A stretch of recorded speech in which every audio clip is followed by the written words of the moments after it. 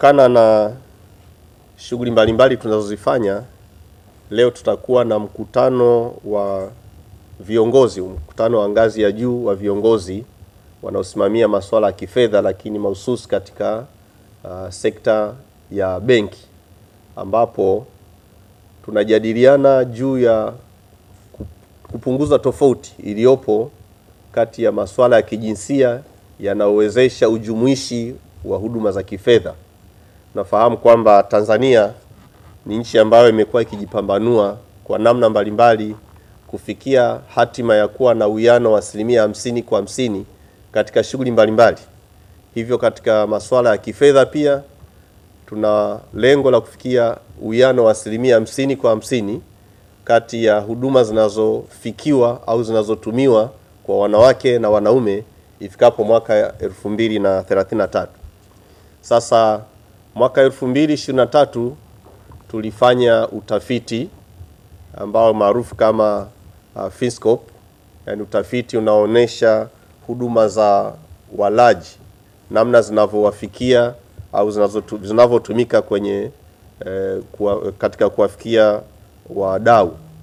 Na kutokana na zile huduma ilionekana kuna makundi matano ambayo yalionekana kama hayajafikiwa vizuri, lakini kati ya makundi bado ukiyachambua hata ndani ya makundi utakuta kuna mgawanyiko wa kundi la wanawake na wanaume. Kwa hiyo ukiunganisha sasa utakuta kwenye kundi la wanawake ilionekana bado hawajafikiwa sana na huduma za kifedha nchini. Kwa mikakati mbalimbali inayofanyika kwa serikali na taasisi nyingine ni kuwezesha kwamba huduma za kifedha au huduma rasmi za kifedha zinawajumuisha watu wote, kwa maana ya kuwafikia watu wote na hasa kundi la wanawake ambao bado limesaulika. Kwa mkutano wa leo utakuwa ni katika kujadili fursa zilizopo na namna tunavyoweza tukatumia fursa hizo kutatua changamoto zitakazoondoa tofauti kati ya wanawake na wanaume katika upatikanaji wa huduma za kifedha nchini. Na lengo hili lililowekwa kwa kufikia mwaka 2033 limezingatia mazingira tulionayo, lakini limeangalia dira ya maendeleo ya taifa. Kwenye hii dira iliyopita bado kuna masuala ya ujumuishi wa huduma za kifedha, lakini na kwenye dira mpya inayoandaliwa sasa hivi kwa upande wa Tanzania bara inaongelea pia swala la kutoa huduma jumuishi zinazowezesha ukuaji wa uchumi na uendelevu, ndio swala la financial inclusion and sustainability. Kwa hiyo ukienda hata kwa upande wa Zanzibar bado swala la huduma za kifedha ni muhimu, kwa sababu dira ya maendeleo ya Zanzibar ya mwaka 2050 pia inagusia swala la ujumuishi wa makundi yote, wanawake na wanaume, katika kuleta mchango wa uchumi endelevu. Kwa hiyo tunapojadiliana masuala yote ambayo tumeyapanga kwa leo, lengo ni kuhakikisha kwamba tunaendelea kupunguza tofauti kati ya wanawake na wanaume katika kupata na kufikia na kutumia huduma za kifedha nchini, ili hatimaye tufikie uwiano wa 50-50 ifikapo mwaka 2033. Tunafahamu pia katika mpango wa maendeleo ya sekta ya fedha nchini ambao ulianza kutekelezwa tangu 2020 na utatekelezwa mpaka mwaka 2030, ni mpango wa miaka 10. Nao unajielekeza katika kuhakikisha kwamba tunatoa huduma za kifedha kwa watu wote nchini bila kujali tofauti zao za kijinsia. Maana yake na wenyewe umegusia swala la uwiano wa kijinsia. Lakini tunafahamu hata mpango wa maendeleo endelevu, ile developed goals, ambao kwenye ile SDG ya mwaka 2030 bado lengo lile la 5 linaongelea swala la kuwa na uwiano sawa na kuondoa tofauti ya huduma mbalimbali. Sasa yote haya yanafanyika kwa sababu tunafahamu kwamba unapokuwa na uwiano, ukisapoti kundi la wanawake nao wakafikia ile 50% ya kufikia huduma za kifedha na kuzitumia ipasavyo, zitawawezesha kupunguza umaskini wa kipato, zitawawezesha kuwa na maisha bora, zitawawezesha kuendelea kufanya shughuli za kiuchumi na hatimaye kuwa na maisha endelevu ambayo yatakuwa ni kwa maslahi mapana ya taifa. Kwa hiyo tunapokutana sisi kama wadau, lengo ni kuendelea kusimamia misingi thabiti, kuweka mitazamo ya utekelezaji wa afua zile interventions zilizopo kwenye kila eneo, na kuhakikisha kwamba tunapotekeleza yote hayo tunaendelea kuchangia kwenye ukuaji wa uchumi kwa kadri itakavyowezekana.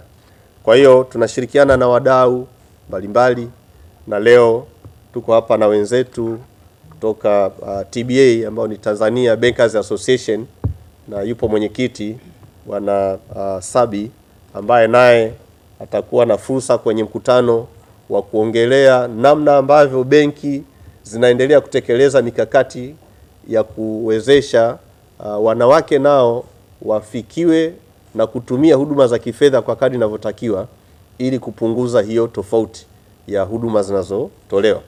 Lakini kwa kufanya hivyo watakuwa wanapata kama ni mikopo, na kadri wanavyotumia zile huduma za kifedha ndivyo watakavyoendelea kuinufaisha jamii. Benki Tanzania TBA, nipende kuzungumzia dhamira ya Jumuiya ya Mabenki Tanzania kuendelea kufanyia kazi changamoto ama pengo lililopo katika ujumuishi kwenye huduma za kifedha kati ya wanawake na wanaume.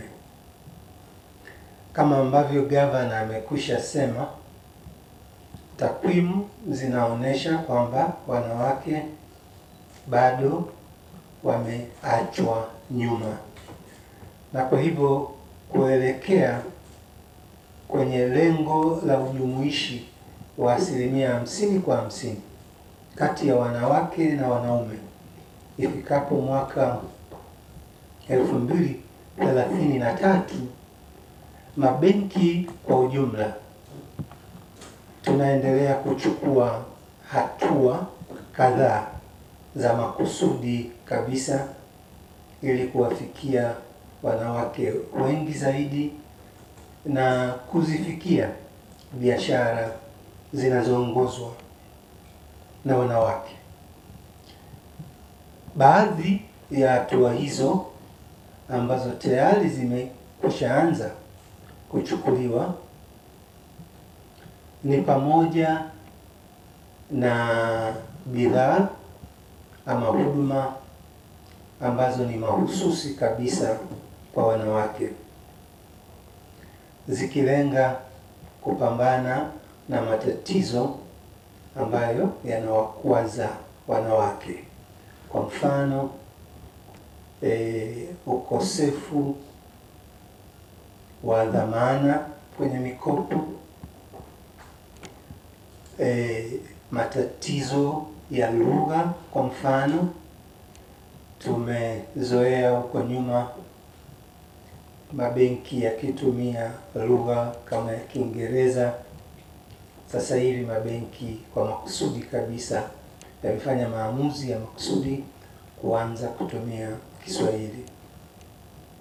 Zipo account maalum zinazoendana pia na mahitaji ya wanawake, lakini hasa kwenye eneo la upatikanaji wa mikopo, hatua zinaendelea kuchukuliwa na mabenki ya biashara ili basi wanawake wengi zaidi waweze kufaidika na mikopo na hivyo kufaidika na huduma rasmi za kifedha na waweze kuendeleza shughuli zao za kiuchumi, biashara za kiuchumi. Kama gavana alivyosema, maendeleo ya biashara zinazomilikiwa ama kuongozwa na wanawake yatakuwa na faida mtambuka kwenye uchumi kwa ujumla na kwenye jamii kwa ujumla. Lakini kwetu sisi kama mabenki hiyo ni biashara na hiyo ni kuongeza wigo ama idadi ya wateja wetu. Kwa hiyo